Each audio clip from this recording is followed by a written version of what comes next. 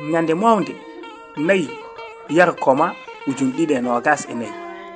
caggal jibinede annabi Isa mo jam e kis ngone mumo in hawre aljuma cabantati mawlud ujunere e temen nayi e cabannayi e jeegom fergo ñande malade emen kettuɗen Lagure Fulfulde TV.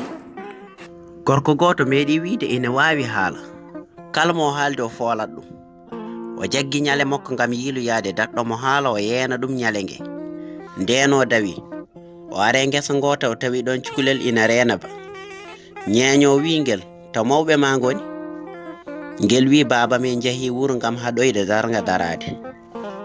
o futtini ngel gite holko ɗum firti ngel wi lamɗo wuro ngo ina lurdi e ceerno wuro ngo nden haare so haɗaka ko darga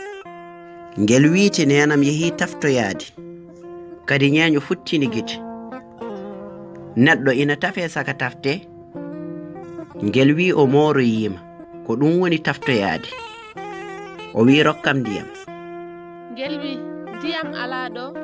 o wi ngel ya addanam ndiyam mi renanma ngesa ma cukalel yehi woni toon ha natti ɗum welde arti ñeeño lamdi ngel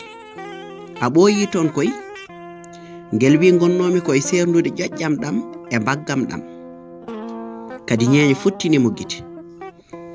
wi mate ndiyam ina waɗi ƴoƴƴam e mbaggam koye kuɗol Yaradoro Diallo mo lumbol Samba Abdoul e sawtuwol koolade jaamu ceelaw e welende Diallo mo luggere pooli boɗeji. Lagure Fulfulde TV wi'en jawdi aduna ina wawi hebde ko wona yiɗam mi yomma ma mi yomma jiɗani wona ko jiɗɗa ko jinɗa mo jiɗɗa o ala nde wonno ko yiɗa yiɗede ko yiɗande Allah yo jam ñallu saro e adunaru ndu kala.